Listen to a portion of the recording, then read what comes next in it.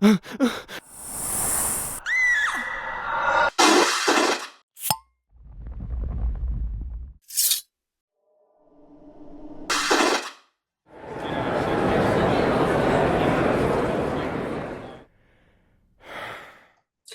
and welcome to the Supernatural Track here at Continual. I'm your host, Gail Z Martin, and today we are talking about holidays hunter style, the gifts they gave to each other and the gifts the show gave to us. But before we start in on that, let's let our wonderful panelists introduce themselves, starting with Kaela. Hi, I'm Dr. Kaela Joseph. I go by they and she pronouns, and I am the co-author of Fandom Acts of Kindness, a heroic guide to activism, advocacy, and doing chaotic good with Tanya Cook, and big fan of Supernatural and festive for the holidays today. And Travis. Hi, I'm Travis Adams. I am a readjustment counselor. I'm a social worker. I'm a readjustment counselor for veterans struggling with PTSD or issues stemming from the military service. I contribute to a couple series of books with Travis Langley, like psychology or supernatural psychology. And the most recent one is the Spider-Man psychology book. Very cool. I'm Gail Z Martin. I write epic and urban fantasy, and as Morgan Bryce, I write urban fantasy, male paranormal romance, but all of my modern worlds are ones Sam and Dean could walk into and feel right at home. I contributed a chapter to Lindsay Brunus's There'll Be Peace When You Are Done, and otherwise I'm just an obsessed fan who loves talking about Supernatural. So let's talk, before we dive into some of the gifts in the show, let's talk about gift giving itself. Gift giving has a lot of things packed around it. It can be very positive. It can be kind of toxic if there are strings and conditions. Gifts can be all kinds of things, good and bad. Where do we start when it comes to what gifts mean and how we interpret them? Kaela? I think one of the things that comes to mind first is a lot of that is culturally dependent, especially if we're talking about holiday gift giving. A lot of that stems from how we grew up, what traditions and customs we grew up with. And I think we'll likely talk about that when we get into Supernatural, and particularly what Sam and Dean's customs were or weren't growing up. And so gift giving takes on the meaning often of what you grew up with. Okay, Travis? Yeah, I agree with that. With Kaela, it goes a lot with culture. I also think upbringing too can have a definite impact on that. I mean, even like if you follow like the love languages, like gift giving is a love language for some people. It's how they show their appreciation. And some people, it's like a negative when they receive it. So it does come up from how they were brought up. But also, I think like internally, if they think they're worth it at times, because I think a lot of people don't feel that they're worth other people spending time with or money with, and that comes from various reasons. And I think we'll kind of explore that a little bit using Sam and Dean and maybe some of the other people as well. Okay. I agree with everything. And one of the other things that I've seen, particularly in dysfunctional families, and the Winchesters are kind of the, example for that, is that gifts can sometimes have a lot of strings attached. This is a gift, but in return, I expect you to behave this way, do this thing, not do this thing, or else I'll withdraw the gift or withdraw my love. Or, I don't want you to go to that college. I'll buy you a car if you go to the college I want you to go to. That sort of thing on bigger and lesser scales can become a real problem with gift giving if the intent behind the gift is manipulative and not pure. And we see a little bit of that in, a lot of that with particularly the angels and the supernatural creatures, but we've seen some of that with John's A+ parenting, and we'll get into all of that. I love what you said, Travis, about people not feeling comfortable to receive a gift. Can you kind of expand on that, maybe within what happens in Supernatural? Trying to think of like a supernatural example with that one. Hopefully it'll come to me in a second. But I know for some people, it's like that low self-esteem, low self-worth. They don't feel that they're worth other people really investing in. I know people that will show up late to things and they don't realize how disrespectful it is because they minimize their importance to the other people. So it's like, it's just me. It doesn't matter if I'm late. We're like, no, I care about you. I want some time with you. And now we're late for other people too. And I think gift giving can go similarly if we don't think that we're worthy of it. You know, Sam and Dean growing up, they didn't have much. I mean, Dean went and stole gifts, right, to give to Sam, because they didn't have much growing up as kids. So, and that could be kind of where this is going with not receiving gifts as kids that got normalized.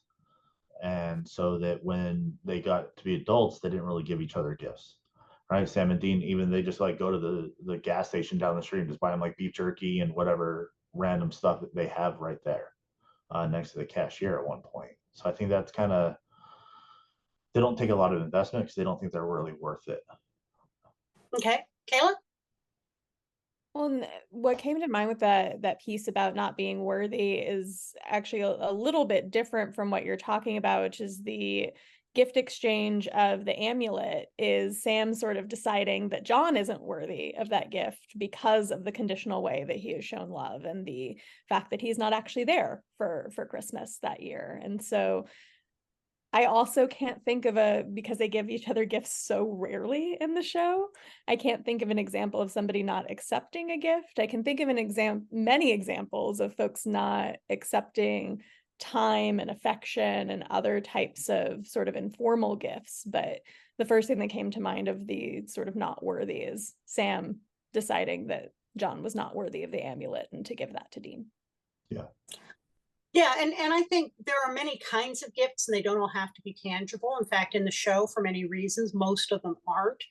And we've got plenty of room to talk about that.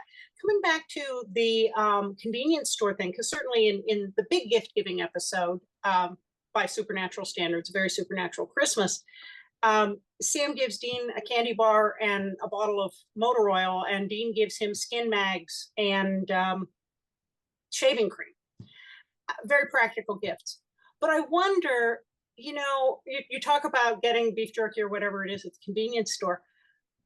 I saw a meme one time on Facebook that said that any road trip requires you to act like a 9-year-old with $100 to spend for road snacks. Sam and Dean probably didn't have road snacks. They probably couldn't talk John into those M&Ms at the counter or that beef jerky. It was frivolous, too expensive. So maybe when you grow up without even that, when that seems out of reach, having somebody buy you the big bag of peanut M&Ms is a love gesture because it wasn't common. So it may even be that those very little things, like when they come back, they stop to refuel, somebody goes in and gets coffee and stuff, Dean slings it, basically throws it at Sam in the front seat. That might be an I love you jerk, because John probably didn't have time for that. He probably didn't even bother to stop at gas stations with bathrooms. There are bushes outside, boys, get to it. I can just see that of John. I'm not a huge fan. So I sometimes even the littlest things mean something. What other gifts come to mind? Kaela? We'll start with tangible and then we'll get into the intangible because there's all kinds of good stuff. Well, the example that you just gave of the Christmas gift exchange, Sam even entertaining the idea of Christmas and celebrating Christmas with Dean was a gift. Gift giving there, I think, Dean really wanted to celebrate, and Sam has always been the one to be like, no, I'm not really into the holidays. Dean really wanted to, and so Sam changing his mind and actually putting together the whole, there's the eggnog and there's the tree, and yeah, it's what was available to them. It's not a lot by what most of us would consider sort of the standard of Christmas. It's certainly not what they had just been at the big house that had the giant tree and all of the trimmings and all of that, but it's still their version of Christmas, and it's still their version of gift giving. Random quick aside, if you ever try to replicate that tree, the practicality of that many little air fresheners on a tree does not actually work in real life. I tried to replicate that tree once, and it turns out that it smells terrible. So fun little prop thing from that episode. I bought a bunch of the the tree air fresheners, and I used a marker to do the SWDW on them. Mhm. You're right. Even in the plastic, more than one of them is overwhelming. Yeah. I can't imagine being Terrible. trapped in a car with one of them, let alone a room with tree full. You wouldn't be able to breathe. But it's a I had nice to put the tree outside. yeah. Travis? Well, and like when Kaela was talking about with just the holidays, and I know this is more of a gift giving than a holiday episode, but it made me think about when they had that maid come in the 15th season, and they got to do all the holidays and how excited the boys were because they did get robbed of that opportunity as a kid, and just like how excited Dean was specifically to be able to have those, I thought was really cool. Um, the gift that comes to mind right now is like the quid pro quo one of Bobby telling the boys they need to talk to Rufus, but they got to bring a bottle of booze with them because you're not going to get anywhere without that bottle. So like, hey, I'm giving you something in return of something, kind of like what we were talking about at the beginning with the introduction, and that's the one that really stands out to me for like a tangible asset. Um, and it again, it shows that like, hey, I'm doing something in order to get something for myself. It's not just to be altruistic. Yeah. And going back to the very supernatural Christmas episode, when the neighbor brings the fruitcake over to the gods, the pagan gods, and then as soon as the door is shut, he drops it on the floor and steps on it very intentionally. And that is such a clear visual indication that they are playing a role that they are nothing like what they have gotten people to think of them, and that this is not going to go well. In addition to everything else we've seen, so I thought that transaction was also interesting. But you're right, Travis. In that case, what you were mentioning is very transactional. It is not a pure gift from the heart. It's I want something back for this. Another type of gift that I can think of is all the times that Dean cooks for Sam. Dean, jokes about, hush, I'm nesting. Here, eat your burger. But food is a big gift for Dean. Maybe because they didn't have enough growing up, but he's always trying to get Sammy to eat, whether they're kids and it's the last of the Lucky Charms, whether it's, making him eat a burger, bringing him food after the trials. Food is love to Dean. And that's why I think he's so crushed when he finds out that Mary didn't actually cook anything that he remembered as a kid. He thought that was love, and it was just from the Piggly Wiggly. And that really hurts. Back to you, Kaela.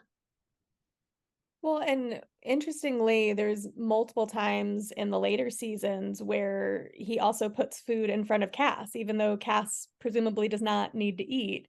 There's still that gift giving. The other gift that comes to mind is, we were talking about this idea of being robbed of childhood. And one of the first things that Cass does when he reunites with Claire is he goes to their version of Hot Topic and gets that little grumpy cat stuffed toy.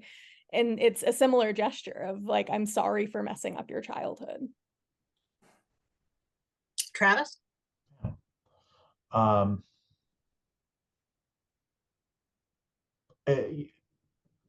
agree that Dean does do a lot of food, and I think that that's kind of his love language because that's how he remembers as a kid getting from Mary, whether it's cutting the crust off the sandwiches, right? Having the meatloaf that was bought from Piggy Wiggly, pie, her having pie for him. And I think this is one of the issues with love languages and why I work with it with my clients is like, that's not Sam's. Sam's isn't food. He'll like, even when he asked Dean, like, hey, is this real bacon or turkey bacon? It's like, oh, it's turkey. And then he eats, he's like, this is real, you lied. Like, Sam tries to eat clean, but Dean doesn't care. When the Leviathans are going and like Bobby and Sam are grossed out by Dean's burger, and then they look at it and it's just like, it's sick. Dean is a foodie. He's all about food. He's constantly eating. I've been doing some rewatches lately, and he's always just snacking on something in the background or doing something, and that's not Sam's style. So the love language is kind of disconnected because he doesn't understand that although he receives it that way, and that's how he wants to give love, that's not how it's received by Sam. And I think that's very common with gifts. If somebody loves giving gifts but hates receiving them, they might receive a different way. And really understanding, like, how do I need to show this person that I care about them because it is different. For Sam, it really comes down to me is like when Dean opens up, when Dean is like very, very vulnerable with what he's telling him. Hey, I'm hurting because of this. Hey, I can't live without you. I sold my soul to make sure you would live. Those are the things that Sam really truly values and shows that he's cared for by Dean. He doesn't care about the food, but Dean loves showing through food because I think of his upbringing, where Sam was 6 months old when his mom died. Yeah, I think that's a great point, that Sam recognizes and wants the trust. That trust is such a big thing between them the whole way through the series. And anytime Dean shows that he trusts Sam enough to be vulnerable, you can just see Sam light up with, oh my God, you really trust me. This is, oh, I can't believe it. It means so much to him. And they get a little better on that sort of thing as the seasons go on. But yeah, that's definitely something that they are not in sync with at the beginning of the show. Other types of gifts, and you mentioned Cass and always feeding Cass. There's also that scene where Cass shows up with the sandwiches and says, "Please accept these sandwiches as a gesture of solidarity." This is from a being that doesn't need to eat, creating sandwiches for people. And, that's just such a, I don't really get this whole human thing, but I'm trying. Which is, trying to meet people where they are, because certainly there aren't really, it's also alien to his background. Back to you, Kaela. The idea of love languages and the sort of missed connections in those love languages makes me think of all of the times that self-sacrifice is used as a gift or intended as a gift. And in particular, thinking about the season where Gadriel appears, and there's this sort of assumption in some ways from Dean that, like, sure, Sam's going to be upset. He's not going to want to have an angel possessing him that he doesn't know about. That's why Dean keeps it a secret. But there's this sort of understanding that Dean has of, oh, I've done this for you, that Sam very clearly comes back to him and says, no, you did this for you. You actually did not do this for me. And that's, you mentioned that they get better about this in later seasons. And that's sort of one of the starts of them getting better about that, is the acknowledgement that the self-sacrifice and the not taking Sam's opinion into consideration are not what Sam wants. Sam wants to be trusted. Sam wants to be cared for, but he doesn't want Dean to sacrifice himself, and he doesn't want Dean to make decisions for him. And Dean really doesn't truly understand why Sam was mad until he's been possessed himself by Michael. Yeah. And then he gets it, and you can see that he gets it. Yeah. Travis. I was trying to piece together something that was it was more of like the villainy, like the villains, like the Lucifer, the Crowleys and stuff like that, and how, like, when people want to make them happy, they bring them a person, like somebody they're looking for. They give them some form of control, and show it. One, it shows their value, like, hey, I took care of this for you, and two, love me for it, appreciate me for it, and it's to give them control. And sometimes that would backfire. It's like, oh, I didn't want that. I want to do that. I want to be the person that gets that. And I was trying to think of like the exact example, and it's just like escaping me right now. But I feel like it was with Crowley early on with him, one of his people bringing him somebody, and he was actually more upset with that. I just can't think of the episode right now, but that I was kind of thinking about like the darker characters and it being more of a power and control thing over like a love and gesture thing. Well, and for what you said, Kayla, about the no, you did it for you, it's kind of like when, you have a husband who buys his wife a 1 year weight loss program that she didn't ask for, but he's just said he thinks she needs to lose weight. And so it's a backhanded gift that isn't really for her. It's to make her into something that he wants. And so, yeah, we definitely have some of that cluelessness. But in a way, Sam does it when he thinks that his absence is a gift. Dean will be better off without me.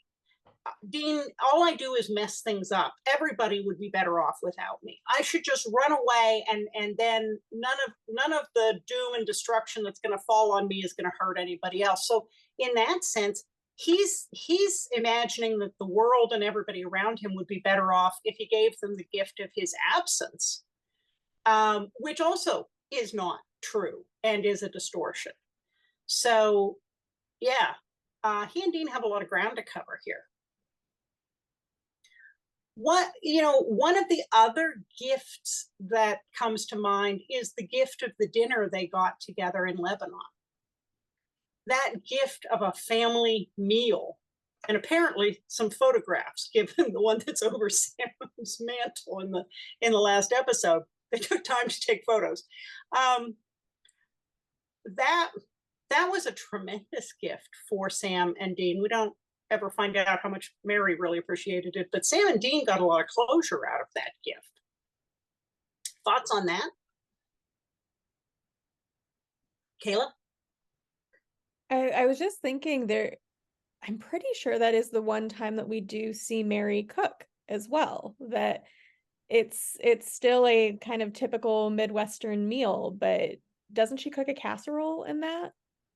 Probably Winchester surprise. Yeah. Yeah, it doesn't sound like a great casserole, but it did sound like the one time that she does have that gift giving around food. And even though it's not quite the way that Dean remembers, it's what's accessible to her with the resources that she has, because she also didn't have that kind of life growing up, as we later find out. She also was raised as a hunter and did not have, the very Merry Christmases and Thanksgivings and things like that. I think Lebanon is very much that closure, and it is a little bit of closure for her as well, because she came back, one of the first things that she was asking about was John. And so to have that moment with him, and he even gets a little bit of closure to see that they have grown up into these remarkable men. She has come back. We don't really get to let him keep that closure because his memory is wiped when he wakes up, but he does get sort of a moment there. Travis? Yeah, I think that like there again, like if we go back to like that love language and like how I give and receive love, quality time. And that's what the boys always wanted. They always wanted a family, and then even when Dean gets the family, it's not enough. It's not good enough. And that's when Sam's keeping himself away because he's like, Dean has everything he wants. I'll stay away. But both of them aren't happy. Sam is soulless, so that doesn't help anybody.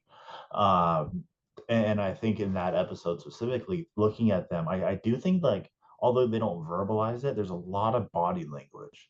And when we think about communication, body language is 55% of the message we're receiving. Right? Tone is 38, and then the words are 7. So you don't need the words as much as the body language, the happiness. You see it in Mary's eyes, you see it in John's eyes, you see how proud he is, you see the tear from pride in there, and that's what gives the boys like a lot of meaning, and that's probably the best they've ever felt, besides when Cass heals them because he's healing everything, but that's the best they've ever felt because they finally get what they've searched for their whole life, and that's that family dynamic that they've always wanted. So that was the best gift I think that the writers and the showrunners ever gave the boys for their 300th episode, is having that, especially where all four of them are back together. Well, and thinking about holidays and special days, Dean fantasizes about Lisa throwing him a picnic for his birthday. Sam gets to celebrate his birthday with Amelia. This is a big thing. They didn't get birthday cakes from Dairy Queen when they were with John. They, maybe Dean stole them a cupcake or a cookie, but, they're stick a candle in a piece of pie at the diner, but they didn't get much. And so this was obviously a fantasy. And yet when they got it, it wasn't from the other brother. So it really wasn't the gift they actually thought they wanted. They didn't get the acknowledgement or the celebration with the person who meant the most to them.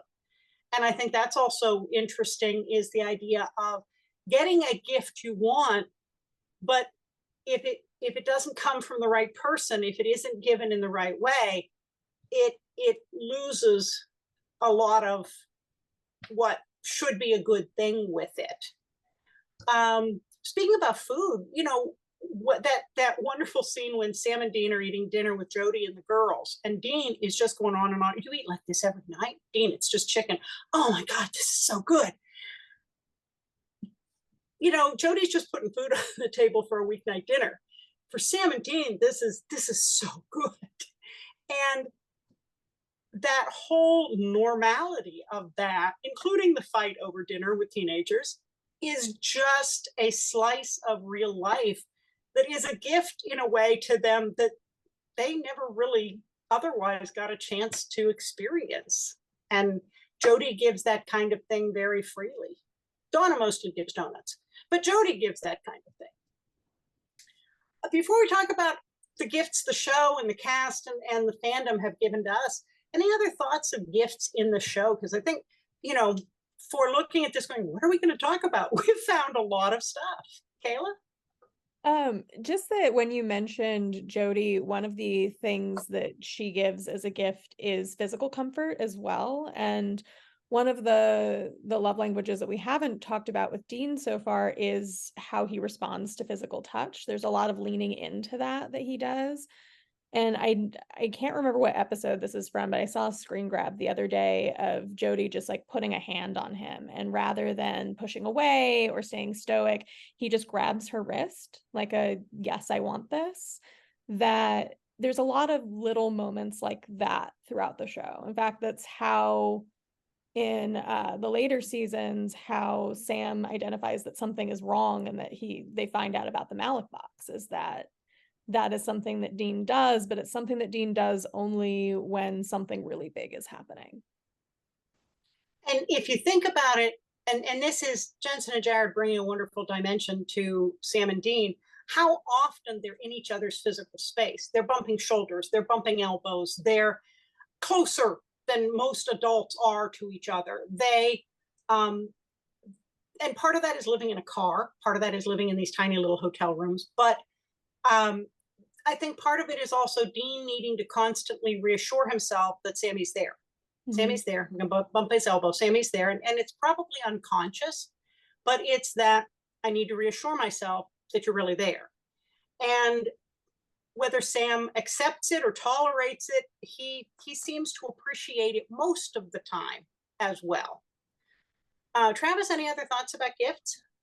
Yeah, I think that just like the playful banter they have to let them know that they live in a very serious world, and they still find time to have fun, right? When they're pranking each other and they keep escalating it. They laugh a lot, and I think that's a gift too. Is in the moments of severe pressure and stress, they find the humor in it. And there's studies that show people with trauma find humor in some of the darkest places, but it's because it still brings levity to their life. I know that's what it's like in the Marine Corps for me, and working with my veterans now. They laugh and they find connection in dark places. I've had a few of my clients watch this show for various reasons. Like, I'll watch an episode or two, and they watch all 327 because it's just it's so grabbing for so many different areas of people's lives, and the humor and relationships and so much. But I think the humor part really I love too. And you see that with Charlie, you see it with Rowena, you see it with Crowley. Dean is just humorous throughout the whole time. Sam has his serious moments, and then he has his playful moments, and I think all that stuff is part of it. I love Lucifer's playfulness. I love how he just messes with Sam. Those type of things, they're gifts to me. Is Mhm. how I see that one. Well, and the other gifts that I thought of it when they were plotting how to kill Chuck, aka God, and Jack was willing to be the bomb to kill him. And Dean takes him out. He lets him drive the Impala. Which is also a gift on the times he lets Sam drive when Dean's not just too wrecked to drive. Um, Here, I believe you're an equal. You can drive, baby. But he lets him drive the car. They go fishing. That day was a gift from Dean to Sam, despite all the other mess around the whole situation and Dean's conflicted emotions. He didn't have to do that. That was kind of a waste of time, but he did it, and that was a form of gift, and maybe that was also Dean looking for absolution, or um, also saying he was sorry that I'm all in favor of you killing yourself, but it was still a form of gift. Now, 327 episodes, 15 seasons. Show's been, wrapped up since 2020. We're still here talking about it. What are some of the gifts the show and the fandom and the cast have given to us as fans? Kaela?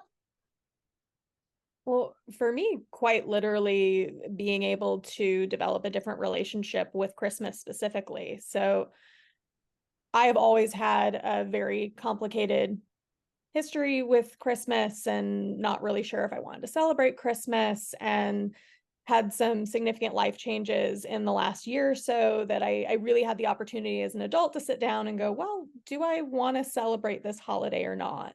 And my first reaction was to have a very bah humbug, absolutely not. I do not want to touch this holiday. I hate this holiday. And then I found myself kind of humming some Christmas music in a plant store one weekend and thought, well, there's a couple things that I haven't gotten rid of from the stash of like obligatory Christmas things. One was the Castiel stocking that I have hanging behind me. The other I brought out as well were these two Christmas bulbs. They're the only two Christmas bulbs I kept from a large tree that I used to have back when I lived in Idaho. And I thought to myself, well, I want to just try and see if this is something that I enjoy. And if I start from something else I know that I enjoy, which is supernatural, which is why I kept those things, I wonder if I'll still like Christmas. Turns out I love Christmas. I don't love the like giant tree in my current very small apartment, which is why I tried to recreate that tiny gas station Christmas tree. But it really was this opportunity through something else that I love to say, oh, I do love this. I don't love all the things I used to associate with it. I don't love the obligation of it. I don't love the people I associate with this anymore. But I do love it. I do love Christmas. And so for me, there's a very tangible, like, this gave me Christmas back.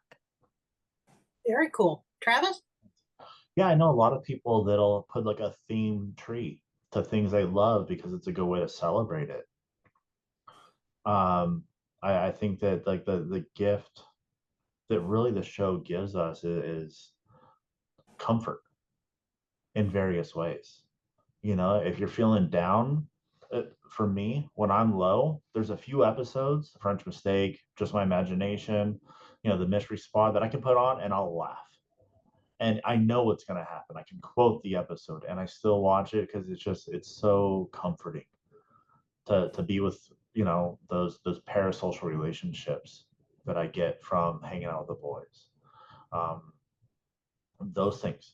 I mean, Dr. Lynn Zabernis, her book with like Family Don't End in Blood, the whole book is filled with gifts that the actors got, that the fans got, that everybody gets from the show, the relationships and everything.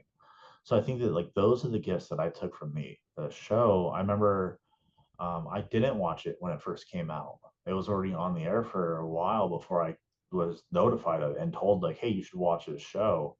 And it just hooked me from that first episode.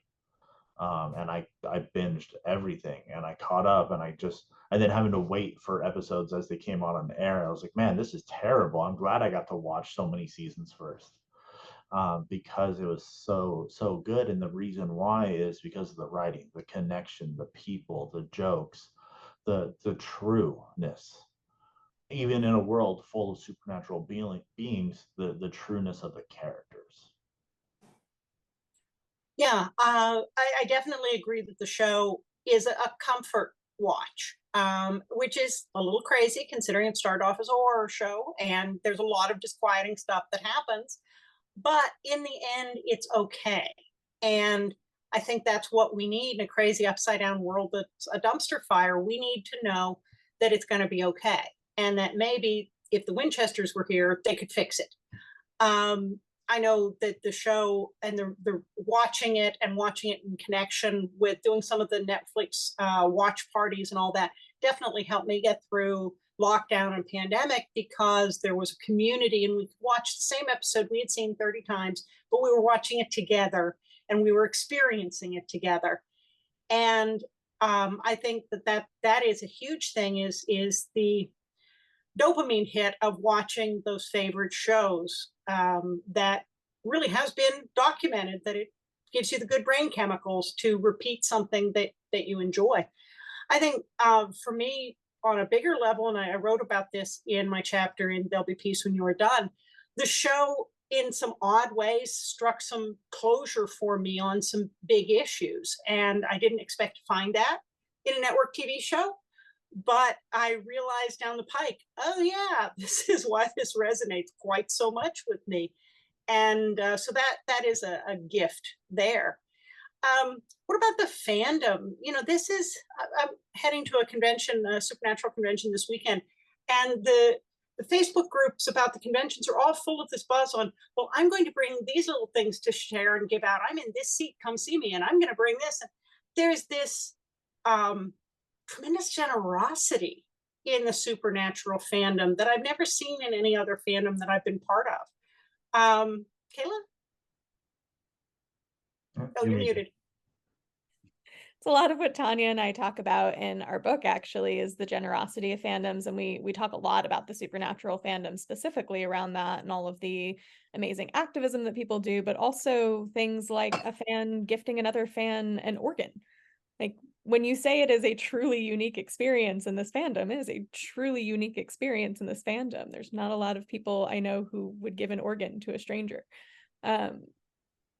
When I think about the fandom as well, there's this ability to connect through fandom, especially at conventions, that I just don't see in other social spaces. There's this like ability to meet somebody and already know so much about them because there's this shared set of values, this shared set of interests, that it's almost like you skip several years of friendship building and just jump right into like somewhere between year 3 to 5 sometimes with folks, where it's like, oh, I know you, I trust you, I'll share a room with you even though I don't know you, and be able to share those resources to do things like conventions. That's, I think, just really special that exists in this space.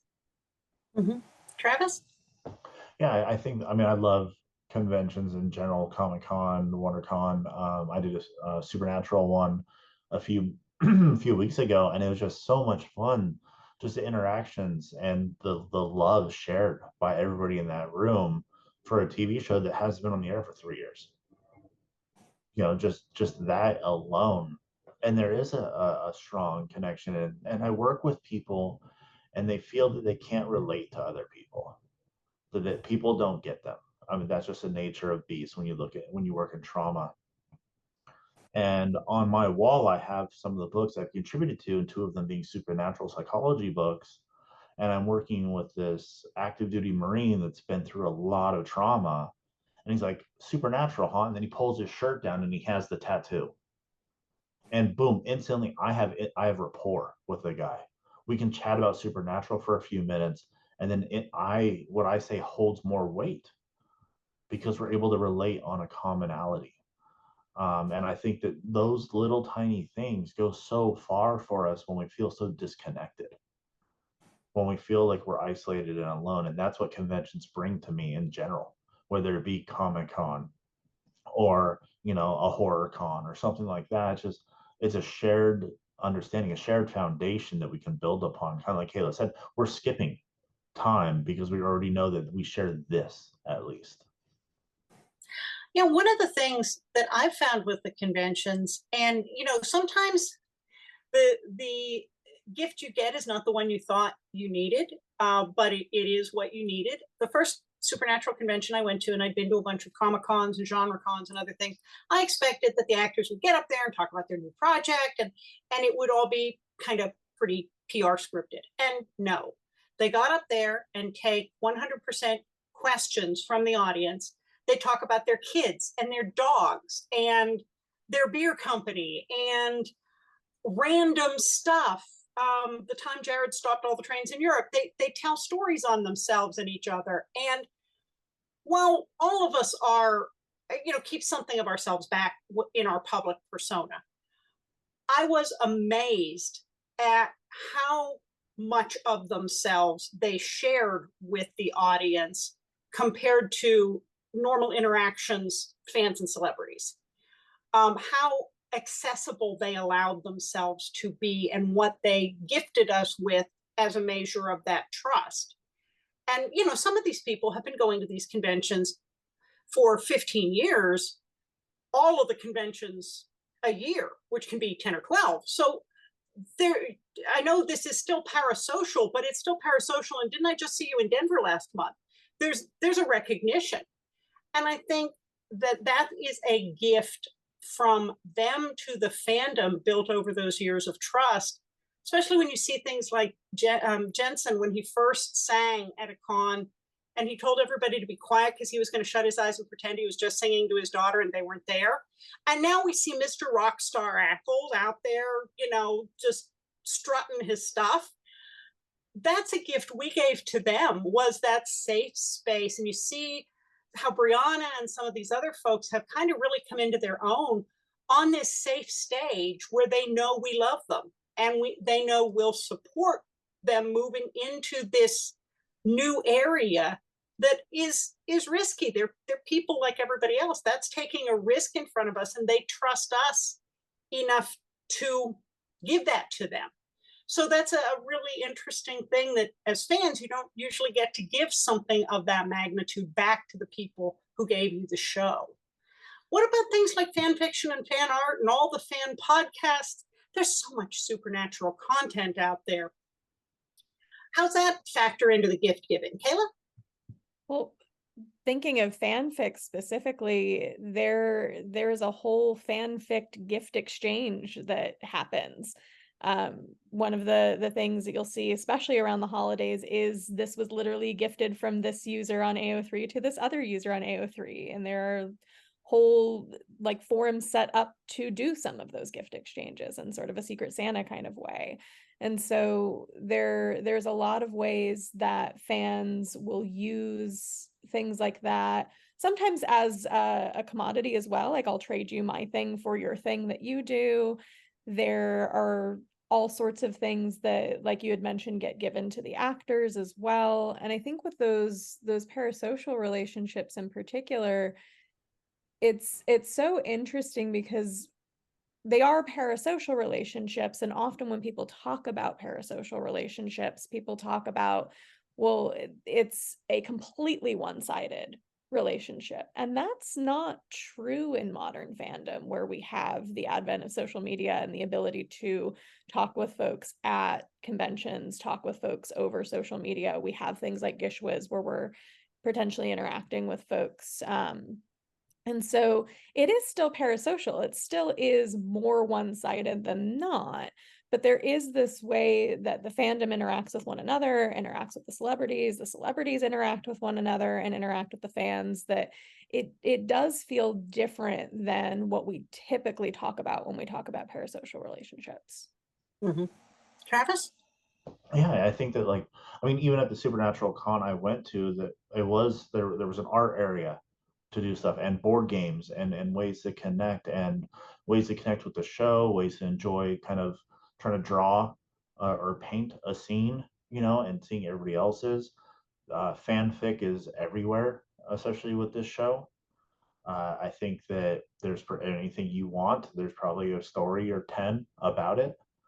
And kind of when Kayla was talking, I thought about Misha posting so much on social media lately, like, hey, going through my garage, found all these things, I'll sign them and send them to you. Just send me a text at this number. So it does go both ways. Yes, not in the same amount or quantity, but in quality. The quality is there. And I mean, even when I was at the Supernatural Con, Jared was running out to go catch a flight with his family, and he's like, "Hey, Jensen gave me this shirt, and I want to sign it and auction it off. And whoever else wants to sign it, please feel free. And Misha gets to pick the charity." So they get this community gives back. So he takes his shirt off, signs it. Misha comes out, signs it, and they're gonna have a bunch of other actors sign it just to help give more money to charities. This community gives so much back because we get so much from each other because we are stronger together. Yeah, I know if you go out on AO3 and you just look for supernatural fanfic, you'll find more than 250,000 stories.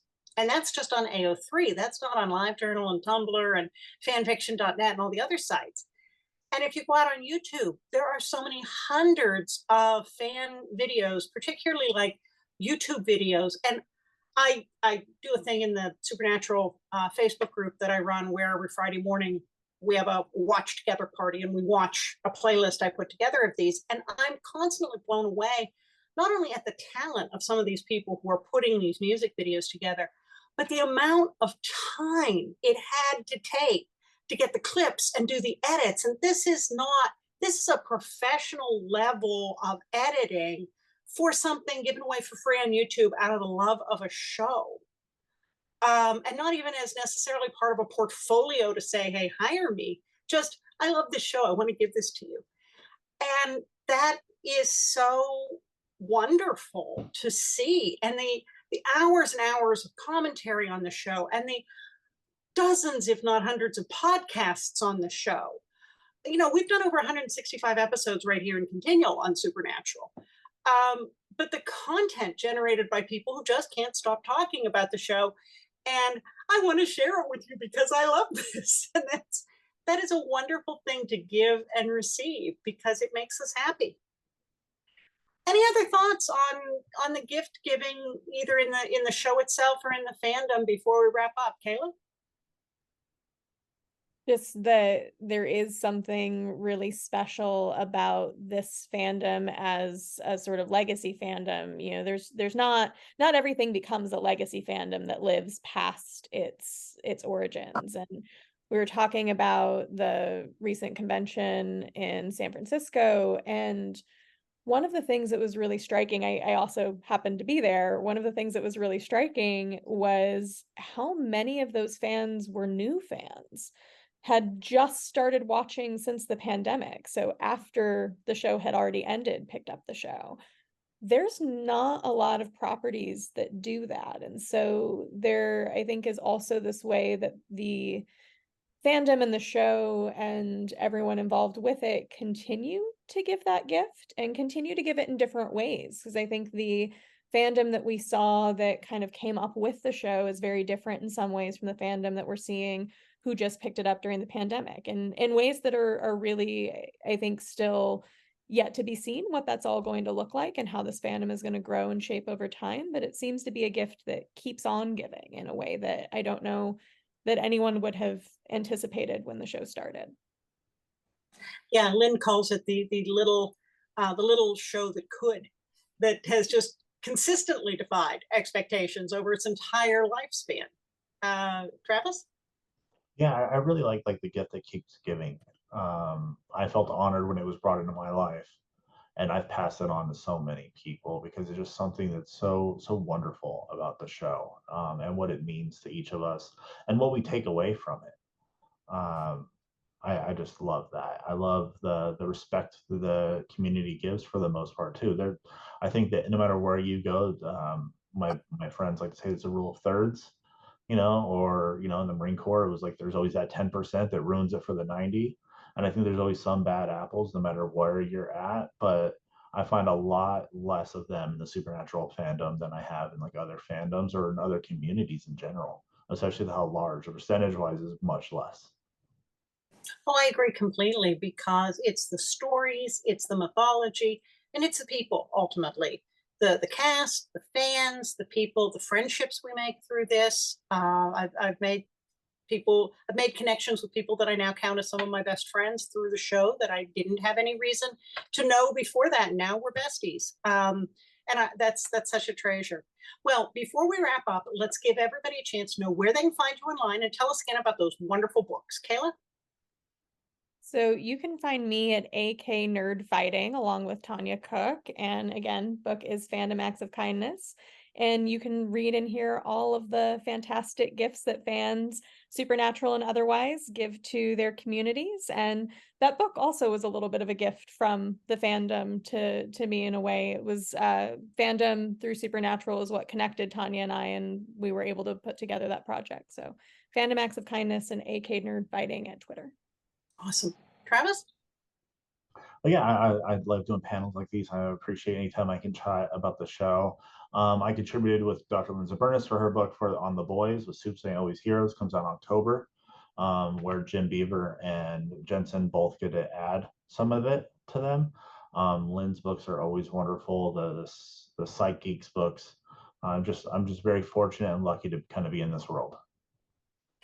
And you can find my chapter in Lynn's book, There'll Be Peace When You Are Done, which is about the legacy of the show. Otherwise, I'm pretty easy to find at gailzmartin.com, morganbryce.com. Spell them right, and you'll find me on all the social media. I do run the Supernatural TFWNC group here on Facebook, and I'm a columnist for the Winchester Family Business blog, but most of the time, you can find me here on Continual. So thank you both so much for being here, and thanks to all of you for watching and listening. There will be more Supernatural coming up soon, so we'll see you online.